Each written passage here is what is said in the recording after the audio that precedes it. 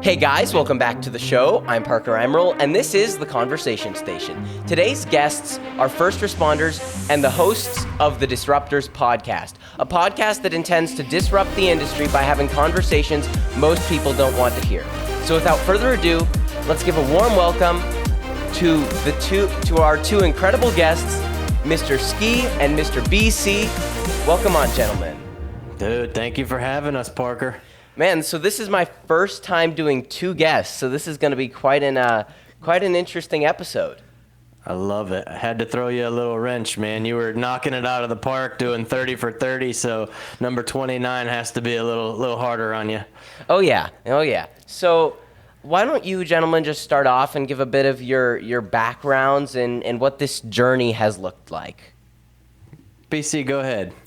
Yeah, I would say real quickly, too, I may jump out a little bit later, so if I jump off, y'all just keep talking. But, no, I've got over 2 decades in law enforcement, most of it patrol, training rookies in the field, gang unit, 2 different gang units. That's how I met Ski, and worked homicides for numerous years as a detective sergeant and as a lieutenant. And background 4 years in the Army, psychology degree, and grew up skateboarding and listening to punk rock and hardcore. That's awesome. It's pretty tough to follow up. Yeah. But you want me to go or go ahead? Go ahead. Let's get both of them, and then I'll follow up with both of you, and we'll Absolutely. take it from there. So I did a total of 13 years in law enforcement, and got out to just change directions a little bit. But I always gravitated towards the gangs, drugs, and guns side of things. So inevitably, I wound up on a gang unit, and then from there, I worked on a unit called the Career Criminal Unit, which is more of a plainclothes covert car gig, and we linked up with the FBI Safe Streets Task Force, and our job was to target the most violent offenders in the city we worked and build cases against them with the idea to curb violence, and we were very successful at doing that.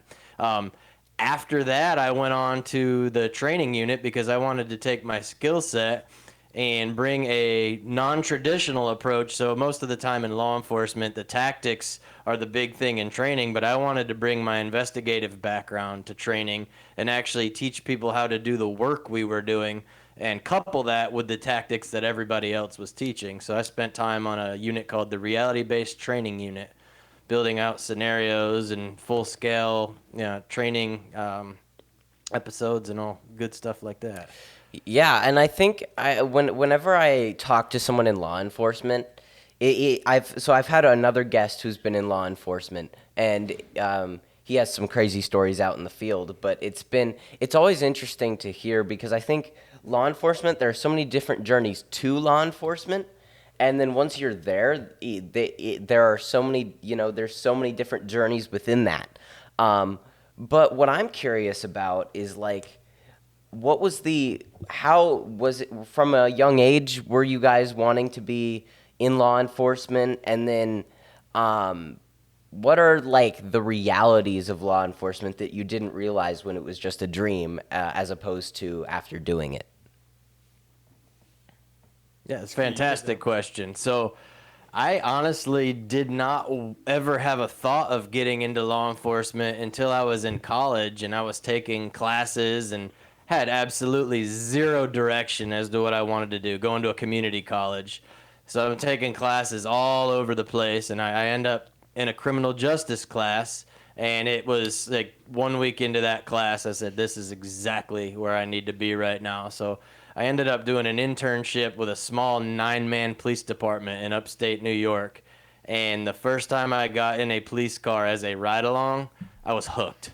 I couldn't get enough of it. I only had to do X amount of hours, and I think I exceeded that in the first week for my requirements for my class for doing the ride-along stuff. So what it actually took for me was to just be exposed to it, and then I never looked back. Yeah. So I guess my question, and maybe BC, you can take this one, is what, after getting into police work and law enforcement, what are some of those realities that you may not have realized earlier on? Yeah, I had a pretty realistic image of what it ended up being.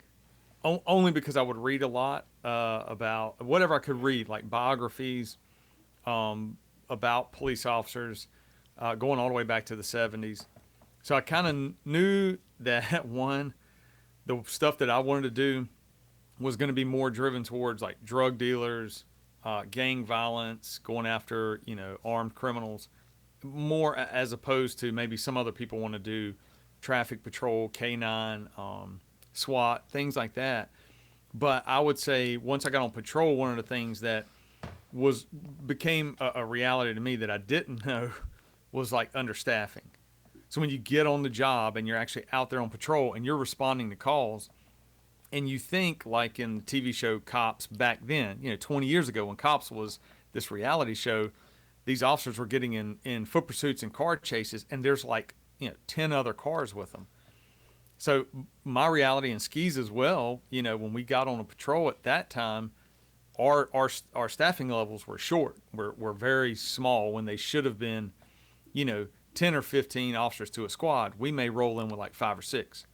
So one of the first times this became a problem is when I was responding to a call, and the call is armed subject with AK-47s. The way they describe, the caller is describing it, is a man with an AK-47 is jumping fences and running through people's backyards. I'm responding by myself, and at that time we didn't even have patrol rifles. We had a shotgun in the car, and then our duty pistol, and then maybe a backup pistol. And the whole time I'm responding, I'm trying to get there as fast as I can, and then I'm realizing there are no other units in my district responding to check in with me. So basically, in reality, I could end up in a gunfight with a guy with a long gun, with an AK, and I've got a shotgun and a pistol. And then I'm trying to figure out how I'm going to handle that. That was kind of the reality. Everything else was pretty much what I was expecting. Was a lot of really squared away officers who cared about what they were doing, and who have busted their butts to get there, to graduate an academy, and to get on patrol and learn as much as they possibly could about the job. And I will say, like, when Ski and I first crossed paths when he was on patrol, he was very much like me. Like, we ate it up, we loved patrol, we worked our beats, and we worked our areas. But I will say to anybody who's listening, if you're getting into law enforcement, or you're even interested in it, do just like you're talking about, like, do your research, block out the negativity that you're hearing out there in the world right now through media and through other people, be it, celebrities, influencers, whatever. Real citizens who suffer in neighborhoods really, really do want the police. And they will tell you thank you and when they can. And so just kind of keep that in mind for people out there. Yeah, man, and I think it's interesting because when I do think of a cop calling for backup, I think of just like I think of like in the 80s action movies when just like 200 police cars will pull up, But it's interesting to hear what you're saying, because that final point kind of reminded me of these days. I feel like most people's surprise is that there's good cops. I'm like, and it's a ridiculous notion that people think that every police person is terrible. But the interesting thing is these days on social media, the videos that go viral are the body cam videos of the police just being terrible. But you got to think, for every 100 good eggs, there's going to be 1 or 2 bad. But there's also this such thing as good days and bad days. But what is your opinion on how things have shifted, especially in the last 3 years, around cops, and how now supporting first responders is almost looked at as a bad thing or a political thing? You just hit the nail on the head, man. It couldn't be more political, and it couldn't be more mainstream media driven, right? It's part of a plan, right? And there's control switches that get pressed that turn first responders into heroes overnight, and then you can press a button and turn us into villains overnight. So I want to ask you a question, even though we're on your show. You're significantly younger than we are. We're old, we have gray hair, right? And you're not. What is your perspective of the modern day police officer, or maybe you and your friend circle, when somebody sees a cop, what is your thought? And then I'll answer that question. Man, And all you right. can be completely honest. Yeah, without hurting I'm feelings, trying to man. think here because I mean, I think it's interesting because being a part of the Apogee program, I ran through that program, a couple years ago, and I've stayed around in there as a battle squad leader. But it's been interesting because I've never had like a some sort of opposition to police. And luckily, I was old enough to notice the ridiculousness when they started, saying all cops are terrible. And my parents know cops, and I know, and I've met many cops who, just outside of them being cops. But if I saw an officer, if I'm walking down the street and I see an officer, my thought is, okay, I'm either gonna keep walking or I'm gonna go up and shake the guy's hand and just get like show respect, because at the end of the day, if I show respect even if I go in with the assumption that the cop is by no means bad in any way, right? Because the 90% aren't. But if it's that 1 to 10% that is, if I show them respect, it's gonna give me the upper hand there. But also, like, I just don't have fear around police because I'm not doing anything illegal. Right. Yeah. Right. Yeah, so Parker, what you're talking about is what a lot of departments are being trained in now. It's called implicit bias. When I was a kid, it was more like just being prejudiced or having a preconceived idea about a certain group of people, right? I can give you an example is the Southern stereotype. When people hear me talk, they think I'm an idiot. Sometimes I am an idiot.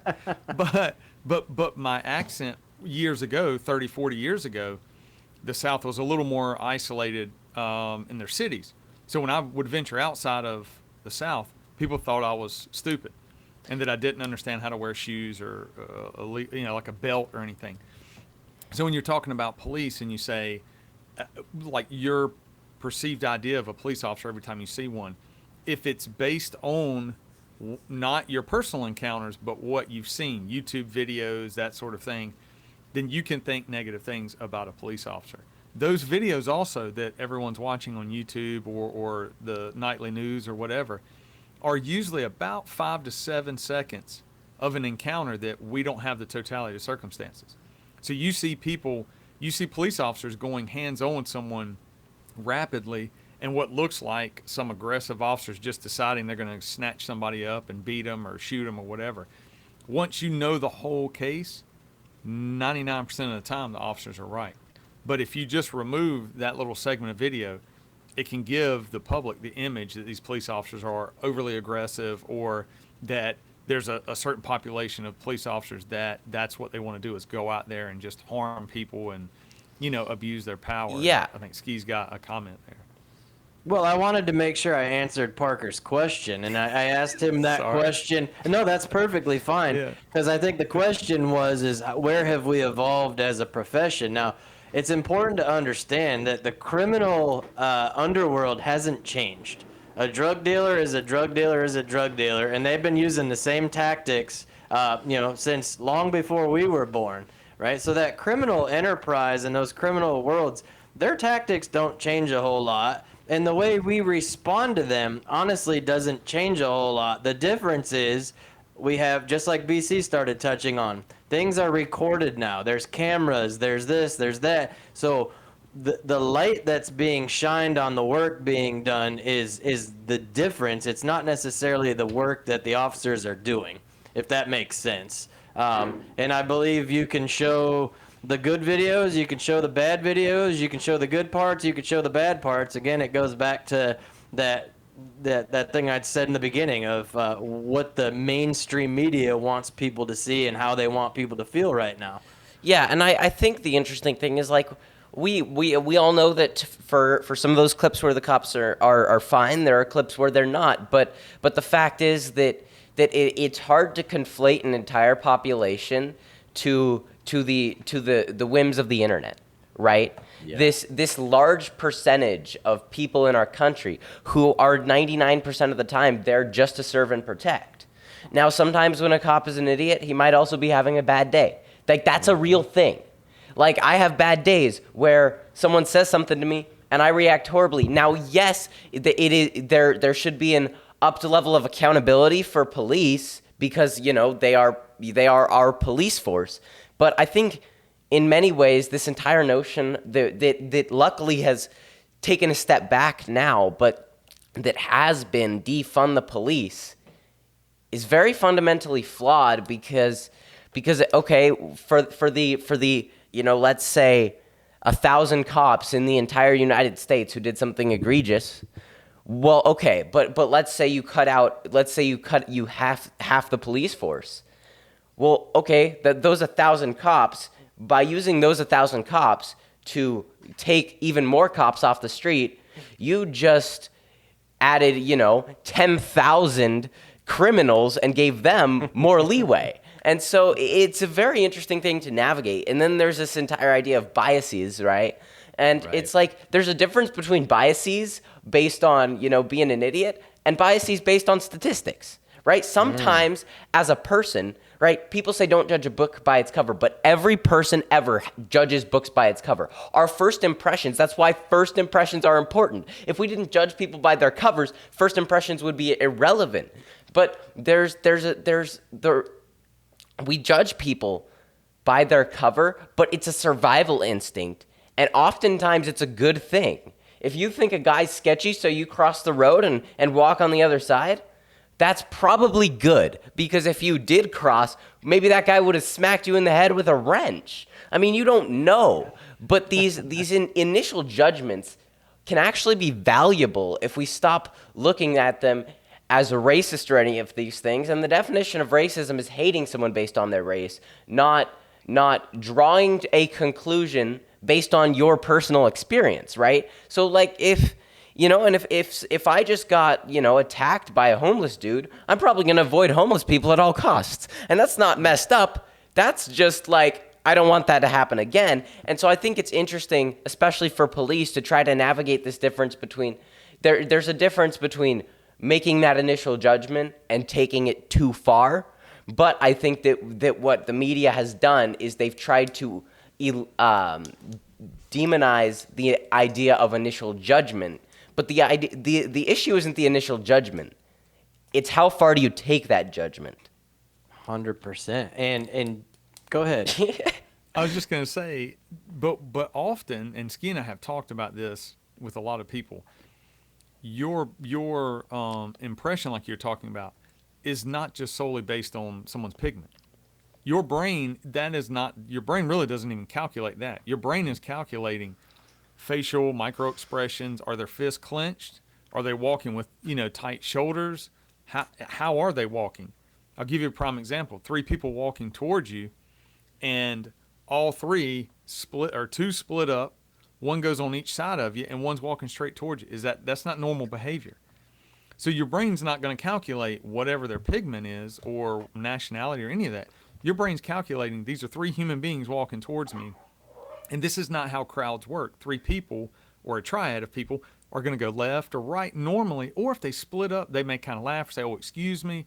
When nothing is said, your brain's calculating a threat in a micro. 100%. And I think that's an issue in itself, is that when we see someone, our first impression isn't on their skin, right? Like there is going to be a level you notice that. But what's far more important is the rest of their behavior. Because if I'm gonna be I'm gonna be just as suspicious as a white dude doing something creepy as a black dude doing something creepy. Mm-hmm. And if there's a black dude on one side of me being normal and a white dude being creepy, I'm gonna go towards the black dude because he's not being creepy. And so that's the thing that the media does is they conflate lots of different judgments to about 2 things, and it's like, what color are you? And, what other ways are you marginalized? Yeah, and man, you have to understand, and this is where BC and I got really good at what we did. Now, specifically working gangs and drugs, all we did was observe their behavior for years and years and years. So we got so dialed in on locations of where gang members congregate. We got dialed in where they do their business out on the streets. We got dialed into the houses that they operate out of. right? So let's say we're responding to a sound of gunshots call, and it is being videotaped. And as soon as we roll up, we snatch 3 people. As soon as we get out of the car, we put them in handcuffs and sit them on the curb. A lot of people are going to cast judgment and say, well, these cops didn't even talk to these guys. They didn't know. Yeah, but I can tell you all their names. I can tell you all their nicknames. I can tell you all their previous charges. And I can show you all the cases that I've dealt with them previously, and where I've had to fight them, where I've had to chase them, where they've had a weapon recovered from their waistband, right? And, like, that's what people don't see. And, like, back to the beginning of this conversation on what was our thoughts on what we were getting into in law enforcement, the people that aren't in it, they see 0.01% of what that day actually looks like, right? We go to work for 12 hours, and you as the passerby see 2 seconds of that 12-hour day, right? So once you get in it and you get good at it and you can articulate your actions and you get really dialed in on your niche and your expertise, man, I could tell you just by driving by somebody, I could get on the radio and say, hey, BC, we're going to go and stop this guy. He's got a gun in the left coat pocket. And he would have a gun in his left coat pocket because we got good at what we did, right? We still have to articulate it. I still have to swear to those charges. I still have to go to court and explain it. But as long as I'm operating within the legal statutes that we operate in our department policy, I can do the things I do. And I was very confident in how we did that. And it happened so quickly, Parker. Like, if you were watching it, you would have no clue why Ski just jumped out on somebody. Because one, it's not like the traffic stop, speed, and ticket thing that everybody talks about. It's a completely different encounter, and the average citizen is completely oblivious to the people around them. So people either have their head in their phones or they're just daydreaming about whatever they got to do for the day. And then, boom, here's Ski running out of nowhere and grabbing this guy. And a lot of times when you're dealing with someone with a gun, someone's going to have their gun out. Like a check-in officer is going to have their weapon drawn, giving commands while a contact officer is going up and going hands-on. Something very crazy is to think you've got to put your hands on someone with a gun in their waistband, and not like a legally owned gun, like a stolen gun or a gun owned by a convicted felon who probably is a gang member, who's probably linked into cycles of violence, who has done other crimes and not been caught for those crimes.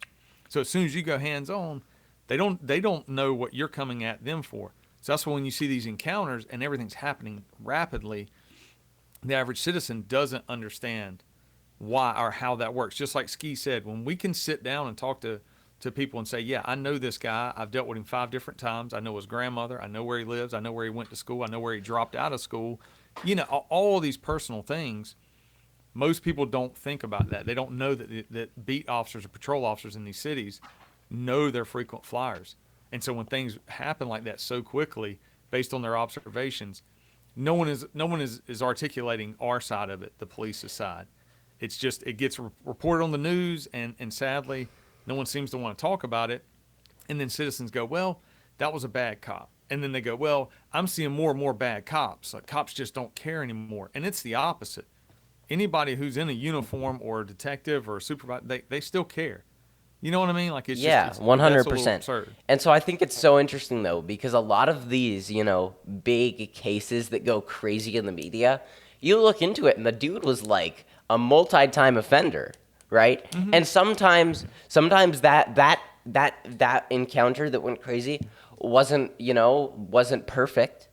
But you look into the dude and you're like, okay, well, this dude wasn't just your regular citizen. This is a guy who had multiple warrants out for his arrest and had all these other things. And so it's like, so I think the issue is that we have created a culture where if a cop acts wrongly on someone who has multiple warrants out for their arrest, it's just as bad as if a cop does something to an innocent citizen. But those are 2 completely different scenarios. Well, let me jump in and say the active warrants will usually explain why someone runs, why they fight, why they don't follow the rules, the law, the lawful orders of a police officer. So that explains, because the average person does not see the police and just take off running and pull guns out of their waistband and throw them in dumpsters or pull drugs off of them or whatever that, or start resisting and say, no, you're not going to arrest me. The average citizen doesn't do that. Citizens that have been involved in crimes and have been arrested, and they do that because sometimes they've gotten away. So that explains why those encounters happen. So just like you said, you can go back and study these cases and go, oh, now it makes sense. I would never run from the police, right? Like, meaning a citizen may say that, but then go, oh, okay, well, it makes sense. So I don't want to, get too far up on a soapbox, but man, we take a beating, and Ski and I try to explain to people, the realistic things. We know there are officers out there that make mistakes. Most are not going to do it out of corruption or any of that. It's just maybe poor training. Ski, go ahead. Yeah, one of the reasons BC and I even wanted to do a podcast is to bridge the gap and to provide that information. And we're not going to sit on here. We're not the kind of guys that beat our chest and tell you about all the cool things we did in the police world. I want to paint the picture that actually occurs when we're working, these type of cases, or when you're a patrol officer, or when you're on a specialized unit. I want people to come on and ask questions and say, okay, this is what I saw. This is what I think. Tell me what's really happening here. Right. And we can't, quarterback every last thing that we see, but I can probably paint a pretty good picture for you. But the whole idea is for us to have these conversations that starts to bridge the gap for the people that are on the fence. Like, yeah, I don't know if I trust law enforcement. I could go either way. Well, Yeah, so I think one of the interesting perspective shifts, though, is like, okay, you might not 100% trust the police and law enforcement, but do you trust the police more than you trust a criminal? Like, that's the question. That's the question. 100%. Do you trust the police more than the criminal that's going to be on the street if they're gone? Right? Yep. Because the police, like, the interesting thing is that if we look at the idea of a police officer is far less likely to shoot you than a criminal is. So would 100%. you rather 1% of cops do something wrong or have a much larger crime rate? And we see this issue in multiple places where where they're understaffed, in places like Chicago, where the solution to their crime would be more police. But politically, they don't want more police. And I think one of the few things that probably shouldn't be political is getting criminals off the street. I'm sorry, if you're a criminal, you're a criminal. I don't care if you're gay, straight, or a watermelon, man. You're a freaking criminal. And you know what? I have gone to so many calls where the criminals call 911 because they need us. So that should answer your question right there. They trust the police more than they trust the other criminals that they're running with. Because what happens when a gang member gets shot? They call 911 and they say, hey, so-and-so just got shot. You need to go find the person that did it. So they still have enough understanding and respect that we're still going to go and do our job. Man, right? I've been to so many calls and it's terrible, man, because when you're in the gang world long enough, you see a lot of people that die, and you see a lot of people that get locked up. And you know that it's going to either go one way or the other. I tell these young kids, younger than you, man, hey, man, if you're going to live this lifestyle, it's going to go one of two ways. I'm going to respond to a call one day, and I'm going to unfortunately have to find your mom or your grandma and tell them that you've been shot and you are deceased, or I'm going to come talk to you in prison, and you're going to say, hey, man, what can I do to knock some time off this 30-year sentence? Like, those are the only two options for these kids that are running in these gangs.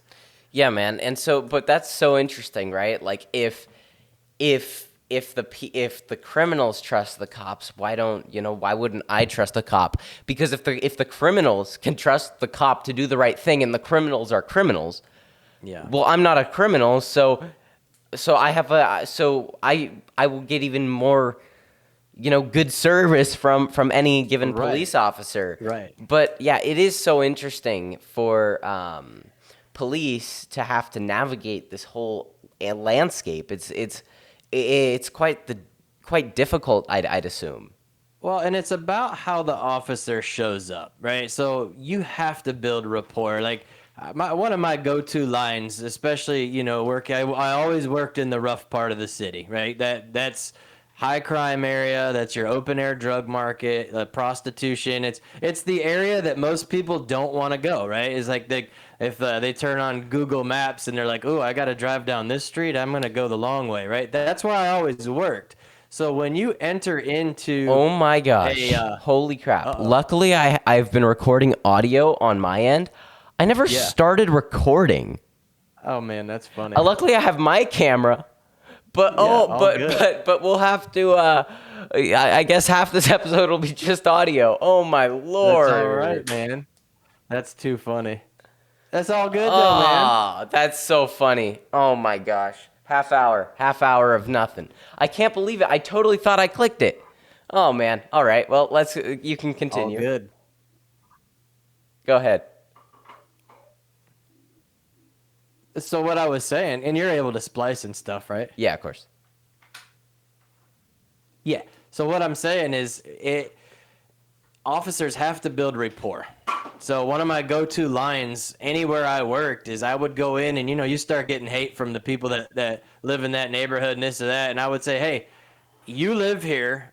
I'm going to be part of your neighborhood for 12 hours a day. We're going to have to figure out how to get along in some way, shape, or form. Right? So there has to be an understanding. Now, if I rolled up in there like, this is my street, you know, I run the show here and you're going to listen to everything I say, that's not going to go over well in a gang-riddled community where a bunch of drug dealers make their money hanging out on that street. Now, we don't want them there, but is that really the best tactic? I'll give you a quick story, man.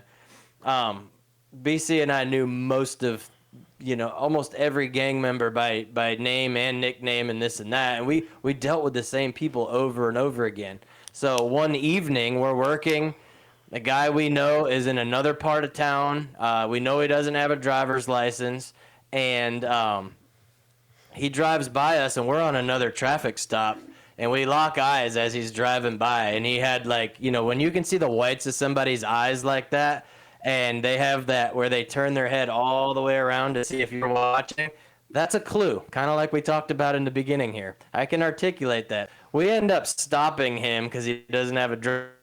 Okay, yeah, I'll start. Yeah, because I'm talking about building rapport, so I can go back into that, and then you'll have questions from that for sure. So what I was saying is, when you work in a neighborhood, regardless of where you work, specifically a gang-riddled, drug dealer neighborhood, I always told them, hey man, I'm going to be in this neighborhood for 12 hours a day because that's my job and this is my beat.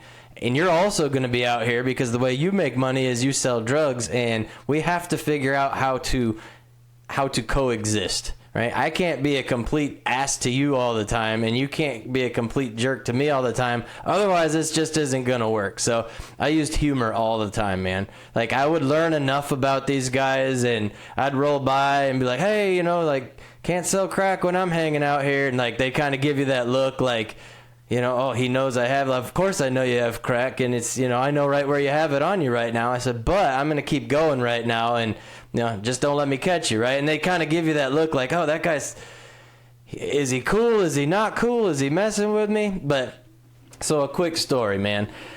So most of the guys we dealt with in the area we worked were blood gang members, right? Most people are familiar with that term, blood gang member. There's one particular guy, man, that we had a lot of run-ins with, and we were on a traffic stop one day, and I see this guy drive by in a car, and we lock eyes. I know he does not have a driver's license, and he's in another part of town where he's not normally, right? I know him well enough to go, it's kind of weird that this guy's over here right now. And when he looked at me, I looked at him. I saw the whites of his eyes, and he kind of followed me all the way as far as he could possibly see me. So we leave our traffic stop. I jump on the radio to my buddies, and I say, hey, so-and-so just drove by me. He doesn't have a license. He looked pretty nervous. We need to go ahead and stop this car. So we end up finding him. We end up getting him stopped, and he finally, with hesitation, pulls into an apartment complex, and he's kind of got nowhere to go. He's in a dead-end parking lot.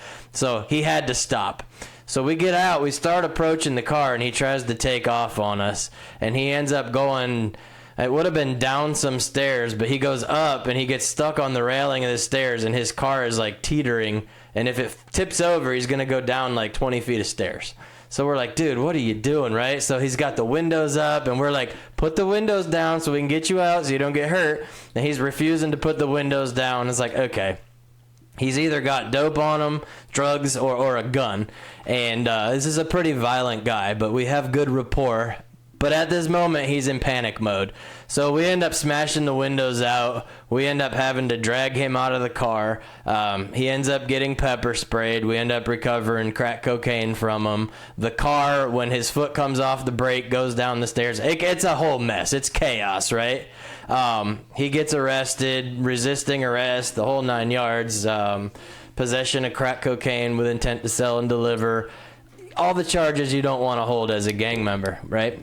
The very next day, I remember this clear as day. It's hot out. It's about 105 degrees. One of my partners and I, we're back over in his stomping ground, and he usually hangs out at this convenience store. Well, we're actually on foot walking, just park the cars. We're like, hey, we're going to walk and let them know we're out here today. There's a whole group of guys at this convenience store. Well, this same guy that we just arrested less than 24 hours ago, he comes bebopping out of the convenience store. He still has some marks on him from resisting arrest and a little fight we got in. And he has 2 Gatorades, and he tosses one to me, he tosses one to my partner, and he said, it's hot out here today. You boys stay hydrated, right? And we kind of gave each other that nod, that smile, and it was like, okay, cool. That rapport that we had built with him previous to that encounter is what caused that to happen. He understood that that was business, that was not personal, right? He could have came out and been, oh, those are the cops that, beat me yesterday. No, he knows the game. He knows who we are. We know who he is. And, man, he tossed us those Gatorades, said, y'all stay cool out here. And I was like, we're doing something right out here, So it's so important to build that trust, even though, again, I'm the enemy, he's the gang member, and he views me the same way, right? We're all still humans, and we're all still trying to exist and still trying to do the best we can.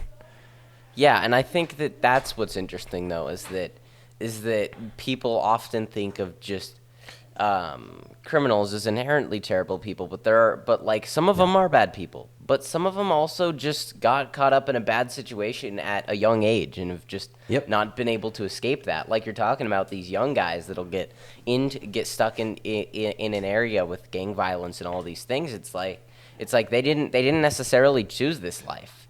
It was, and they might have tried to escape it at one point, but maybe they hadn't because it's all they knew. But I think it's important to understand that a lot of they're people, right? They're not they are people, and so we have to have nuance around situations, especially when dealing with criminals. I think for the average citizen, though, it's like if someone's being weird, just call the police. But after let the police handle it. But for police especially, it's got to be quite a challenge to be a police officer, more so than people think, because you have to maintain nuance, you have to build rapport, and it's very interesting. Yeah, 100%, man. And like you said, if they're, just because you're a criminal, you're not a bad person per se, right? A lot of these guys that are out there, they have kids. They're trying to make money so they can buy diapers, they can put some food on the table, and I get it. I would have that conversation. Like, I understand why you're out here doing this, because it's all you've ever known. If you grow up and your father, his means of making money is selling drugs, you're going to see that, and that's all you're going to know. Eventually, you're going to go, that's how I'm going to go make my money, right? Now, there is a small percentage of these guys, and we call them like the true believers, that they're bad dudes. They're violent. There's nothing that you're going to be able to do to, there were guys that I tried to have conversations with and break down those barriers, and it just wasn't happening. Stone cold, there was an understanding, and that's where I had to change my game a little bit. Like, hey, you know me, you know my reputation. I know you, I know your reputation. Just understand when it's time to handle business, we're going to handle business, but we can also coexist, man. So anytime you need to talk, I'm here. Flag me down, we'll talk, Yeah, man. And so I have a question for you, because I feel like we live in an age right now where police have more rapport with criminals than they do with greater society. And so I guess my question is how do we navigate that, and how do we get that back to where there is enough to where it's much more equal? Because I think it is very important to have rapport with the criminal world, but it's hard to navigate a world where our police have a worse relationship with the innocent, but not on the police's end. It's on the end of the innocent citizen who just doesn't trust. But I also think I guess my other question is, how much of this do you really believe is real, in that how much of the population actually dislikes the police, and how much of it is an overblown thing by the media? Great question. And I think the first part of your question is it's going to take both parties, right? So law enforcement, notorious, right? You've been doing the job long enough. You get a chip on your shoulder, you get calloused, you get hardened, and your attitude can change. And so those officers, they need to check that, right? You're still a servant. You're still a civil servant. Your job is to be out there in the community and to serve the community. So you can't forget that as a police officer. Easier said than done. And also, yes, we have bad days just like everybody else, but it's not an excuse. Now, the citizens also have to come and put their guard down a little bit, right? We can't make those blanket judgments. Like, you don't get to say, oh, you stereotype and you're profiling and you're racist, but you can't also go, you're a cop, you're bad, right? So it's a two-way street. So if everybody could come with their guard down and start having conversations like this, I don't have to be right. I can only tell you what I know. I can only tell you my experience, right? These conversations are what's going to change the game. You know, and for the people that just absolutely can't stand law enforcement, I would encourage you to go find a cop and say, hey, can I have coffee with you? Can I buy you a cup of coffee, or can you buy me a cup of coffee? Offer him a donut. Can I just ask you questions? A donut, exactly, man. Yeah, I've cut off the donuts, man. I'm back in fighting shape, man. Well, I could eat a few donuts back in the day. That Krispy Kreme light goes on at 2 o'clock in the morning, man. You know we're stopping. But I think it's about having conversations. I think it's getting face to face, and I think it's start to debunk a lot of the agenda. And like BC and I, we don't really ever get into politics a whole lot, and we don't really get too controversial because everybody else is doing that. You know what I mean? So yeah, but I think it's interesting because this entire idea of just having conversations, it goes for everything. So it goes for every major disagreement, the political polarization. And it's because everyone's afraid to have a conversation with one another, right? Because the media has created a notion where one side, you pick whatever side you believe the media is doing this to, but the media is always making one side right and making the other side fear to talk about it because they don't want to be ostracized from society. And even with 100%. These ideas of perceived racism in multiple different areas, it's just like, let's drop all of the BS and let's have a conversation. If you think that I'm racist, okay, why? Right? Let's have a conversation around these things. Because if we can't have a conversation, we can't create a world where we can live as a functioning society. I mean, especially, and I think the interesting thing is that what brings people together is usually something external from internal disagreements. And that's why when 9/11 happened, our country was united. During the world wars, our country was united.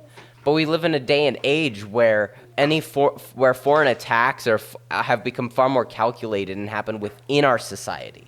And so it's like, how do we unite ourselves around something external when there's nothing when it's hard to find something external? But what it means is that as people, we have to stop. We need to have faith in the others around us, and it's not about them. It's not necessarily faith in them changing their ways or anything. It's just faith that they're people, right? They are people, and you just have to be willing to have a conversation. Yeah, and something that we always say is it's hard to hate face to face. Think about that. Think about something you hate or someone you hate or something you hate about someone. Now, from a distance, it might be easy to maintain that feeling, but go sit down with that person and have a 20-minute conversation and see how much hate is actually there. You'd be surprised because it's not there. It's just not. And I've done that, man. I've done that. I've had those conversations. I've had those feelings, and I've challenged myself to go, let me go sit down and actually have a conversation. And what you're going to find is there's two humans, both dealing with the same struggles, both dealing with the same emotions, same feelings, different triggers. That's it, man. Yeah, man. And so I think it's like, it is interesting because we do have these base emotions, and everyone feels them in different ways. But the very interesting thing is, I think that we need to all be willing to approach other people. But more important than that, we need to be willing to be approached. Because if we're not willing to be approached, and if we react negatively when we're approached, it's the same issue that is being pushed with cops, right? If you're a cop and you react and you're rude when someone walks up to you, that ain't a good look. That's not a good look. No. But if you can just be willing, so right, like if you are going to be want to go to talk to people, you also have to be willing to let people come up and talk to you.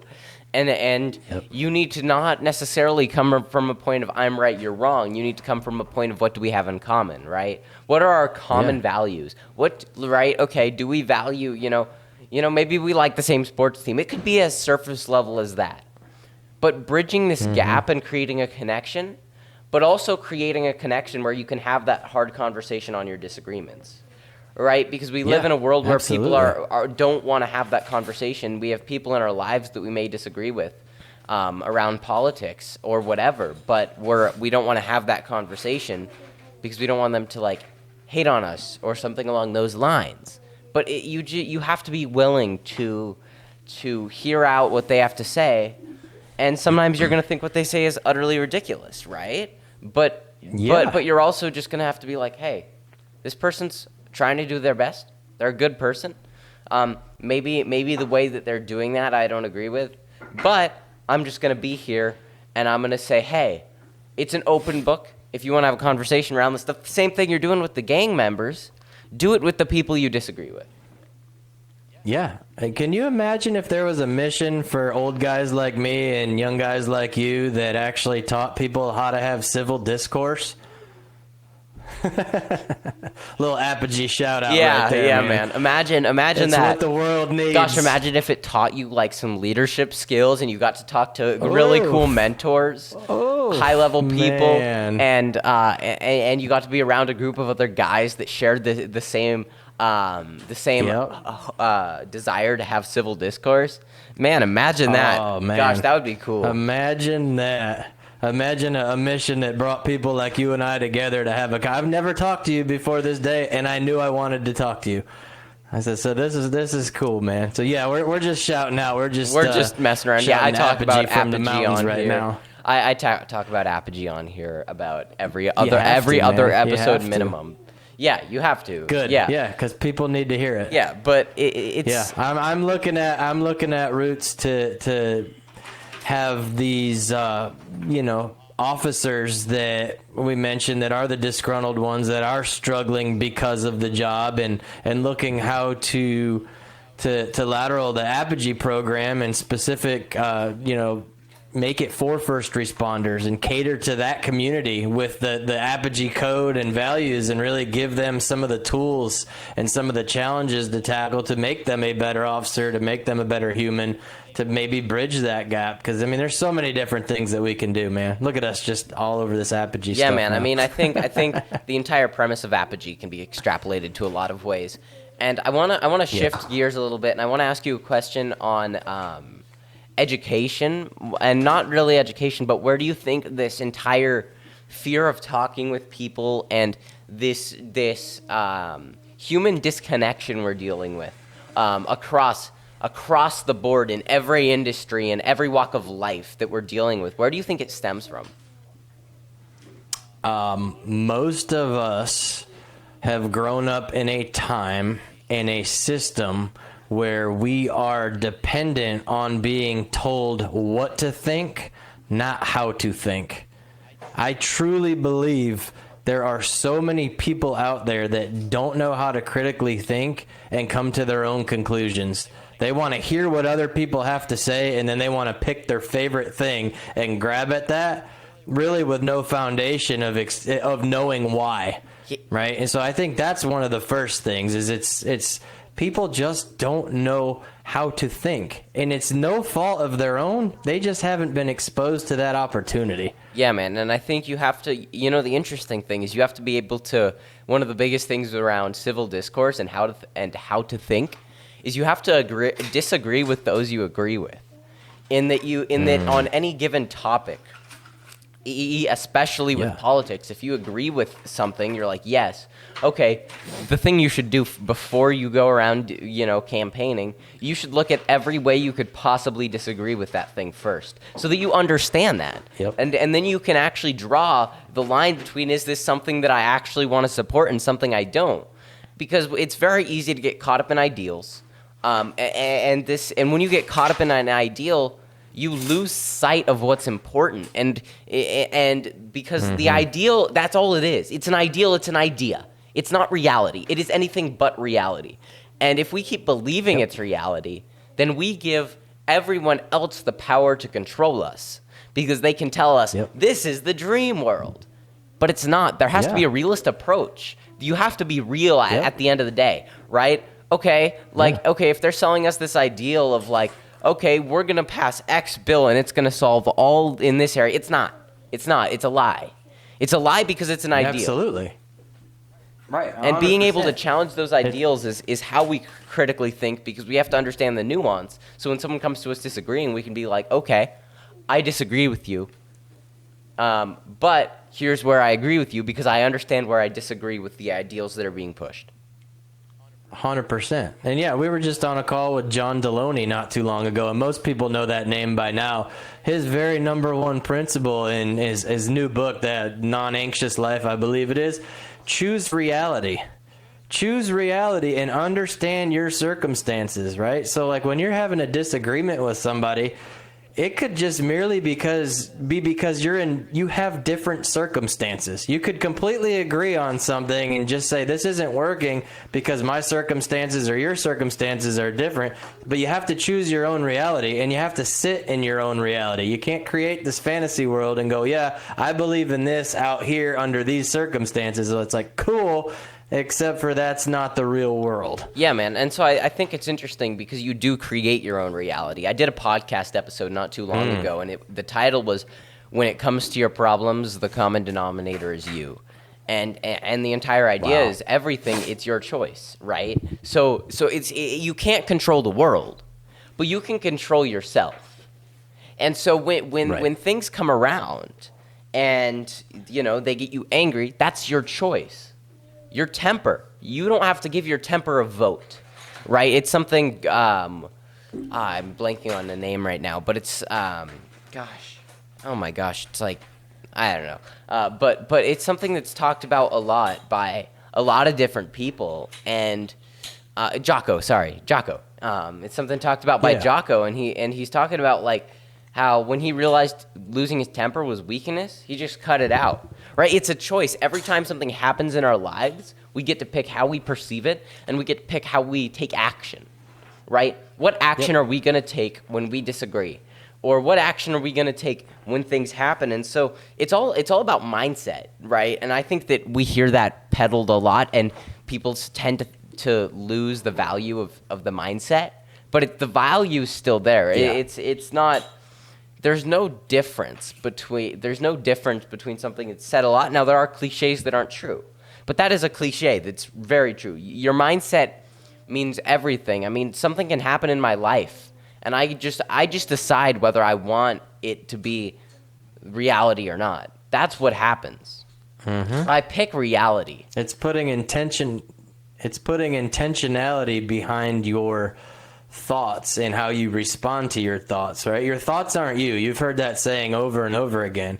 And it's being intentional at how you weed them out and how you respond to those. And when you have the emotions that go with those thoughts, it's how you respond to that, right? So you can go on autopilot and say, yep, when this happens, I usually fly off the handle, just like you're saying what Jocko's talking about. But if you're intentional about it and you go, oh, this is one of those moments, I'm going to respond differently right now. You have that choice, and we all have the ability to do that. We just choose not to. Yeah, That's the and so difference. one of these interesting things around mindset I actually was kind of figuring out for the first time yesterday is I believe many people have heard Goggins talk about his quote-unquote mental aid stations, right?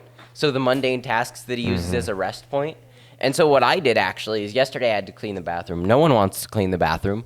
But what I did is I threw in my headphones and I put on a podcast, and then I actually fully focused on my thoughts in the podcast, and I fully checked out. I fully zoned out as much as possible from the world, and then I basically made it so that my subconscious was handling the cleaning, and my conscious thoughts were much more focused upon what I was listening to. Because I'd much rather learn from in a podcast than clean the bathroom, but I just happened to be cleaning the bathroom while listening to a podcast. Yeah, hey, exactly. Figuring out ways around it, right?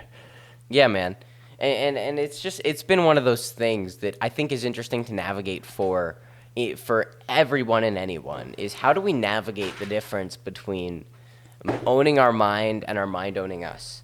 And that's the thing that I've been navigating, and I think it's the thing we're all navigating, because we have to own our mind in order to realistically not be part of the herd, not be part of everything. And I also think that I try to target this podcast at younger people because I'm a younger person. It's funny. So the entire point of this podcast is kind of to bridge the gap between the older people, the gray hairs, with, the leaders that have done it, and the leaders that haven't done it yet, right?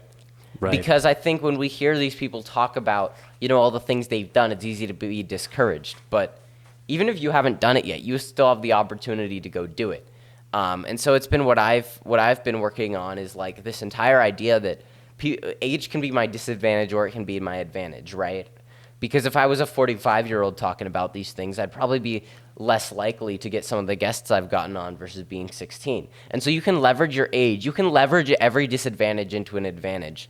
I've been learning how to leverage my ego into accountability. You can use your own ego as an accountability partner. And so there's all of these different things you can utilize. And I guess I kind of, as we wrap things up here, I want to ask you this question, and it's what I ask every guest. What is the one thing anyone listening should take with them going forward into the rest of their lives? Oh, well, man, it's hard not to say this just because I'm a Christian, but if you want to seek wisdom, man, open the Bible. That's that, and some people are believers, some are not, but as I grow older and I fail over and over again, where I have found refuge is in the Bible and in Jesus. So that's my wisdom, and what I say about that is open it and read it and try it, and if it's not for you, it's not for you, but you'll be surprised, because I was one of those people at one point. Gosh, what's so interesting is that that's actually something that needs to be said more, because especially in this, we live in a world, just in the inherent world we live in, a lot of the time, one of the things that we see in a lot of people's hang-ups on the Christianity side of things is that it can kind of be a yelling match, a screaming match of, you need to do this, blah, blah, blah. And Nope. No, it's not for everyone, but give it a try, right? It's not. It's not for everyone, but you need to at least explore it, right? Explore what you believe is not for you, because it sure as hell might be for you. Oh, man, I want to write that down. Yeah, exactly. And that's why I encourage you, just pick it up, read a few lines, see what happens. Something tells me you'll keep coming back to it. So, all right, man. Thank you so much for coming on here. Dude, this has been incredible. Yeah, man, I appreciate it, and I'll be glad to continue the conversation down the road. Yeah, so man, we'll have to get you guys back on sometime when you guys can stay for the whole time, and when I actually remember to record the first half. We'll aim for that one. Absolutely, man. All right, thank you so much. I love it. Well, thank you so much. I do appreciate it, man. Yeah. Thank you guys at home for watching. I'm Parker Emerald. I've been talking to Ski and BC, and this has been The Conversation Station.